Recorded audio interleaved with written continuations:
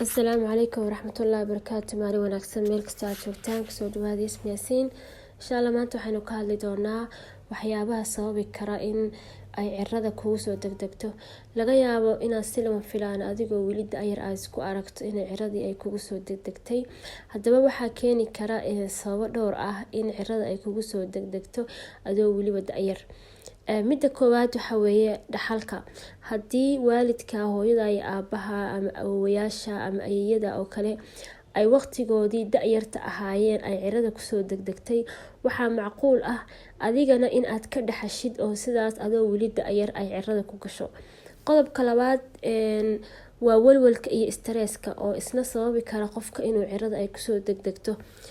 haddii aad tahay qof si joogto ah uga cabanaya walwalka ama walbahaarka, waxaa halis ugu jirtaa inay cirro ku gasho adigoo weliba waqtigii da'yarta ku jira ama weli dhalinyaro ah. kuma koobna dhibaatada walwalka iyo stresska inay qofka ku sababto hurdo la-aan, cadaadiska dhiigga oo aada u kaca, isbedelo ku yimaada xagga abateedka cuntada.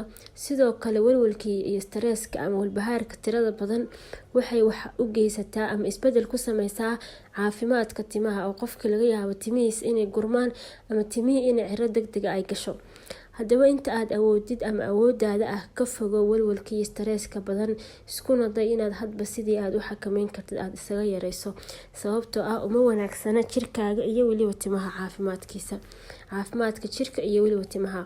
qodobka saddexaad ee keeni kara in ay cirrada kugu soo degdegto waxaa keeni kara haddii aad ka xanuunsan tahay qanjirka dhuunta. saa ognahay shaqo muhiim buu u qabtaa jirkeena asaga oo maamulo shaqooyinka jirka oo dhan, waxaana suurtagala inuu sameeyo kalarka timaha ama inuu sameeyo kalar timaha cadaysi camal oo kale ama cirrada oo kale ah haddii waqti hore aadan iska daweyn qanjirka xanuunkaasi masalan kaasoo asiibay oo kale. qodobka afaraad ee sababi kara qofka inay cirro kusoo degdegto waxaa sababi kara cabista badan ee sigaarka. haddii waqti badan ama muddo aada u dheer aad cabaysay, sidoo kale waxaa macquul in cirrada ay kugu soo degdegto.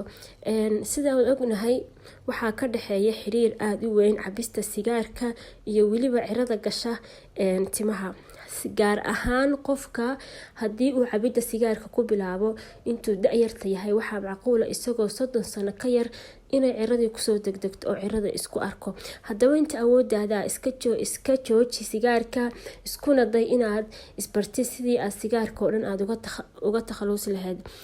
sigaarku wuxuu sababaa ciriiri ku yimaada xididada dhiigga, taasoo ka dhalinaysa in ay yaraadaan dhiigga gaaraya duldulka timaha, waxayna sababayaan timihii inay gurmaan islamarkaana timihii lagu arko cirro degdega qofkii oo weli ka yar da-da 30 sano.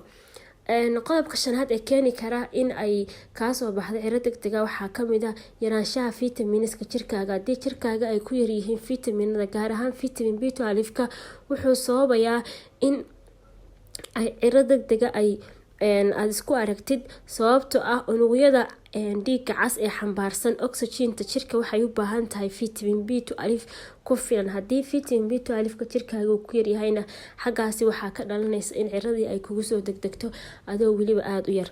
qodobka lixaad ee sababi kara in cirrada timaha ay kugu soo degdegto waxaa kamid ah haddii aad isticmaashay kareemada kimikaaliska ka sameysan ee timaha la marsado ama timaha lagu dhaqo ama timaha lagu shanleeyo. kareen walba oo timaha khuseeyo oo timaha la mariyo haddii uu ka sameysan yahay wax kimikaalis ah, halis waxaa ugu jirtaa inay cirrada kugu soo degdegto ama cirro ay kugu sameyso. haddaba waxaa muhiim inaad iska eegtid kareenka aad tintaada ku dhaqaysid ama tintaada aad marinaysid intaadan isticmaalin ka hor. sidee loo daweeyaa cirrada degdega ah? haddii ay tahay sababta ka dambeysa cirrada degdega ah sabab la xiriirta sababaha aan kor kusoo sheegnay, gaar ahaan hadday tahay sabab la xiriirta dhaxalka ama gawowga ama wax la xiriira family to family oo kale, ama wax qofka ku keeni kara wax maaragtay familigiisa ama isheeg waxa la isku dhaho genetics haday yihiin, taasi wax ka qabasho ma lahan. laakiin haddii ay tahay cilad la xiriirta xagga caafimaadka ama wax la xiriira wax isbedel uu markaas sameeyay ama shay uu sameeyay oo kale, haday noqon lahayd kareemiska uu timaha isticmaalay ama sigaarka oo kale ama xaalad caafimaad oo markaas jirta, iyada waa la daweyn karaa. ciradaas degdeg ah. Laakiin hadday tahay sababta cirada degdega sababtay sabab la xiriirta xagga dhaxalka ama wiraasada waxa loo dhaho ama afka qalaad genetics-ka, iyada taasi isbedel ma lahan.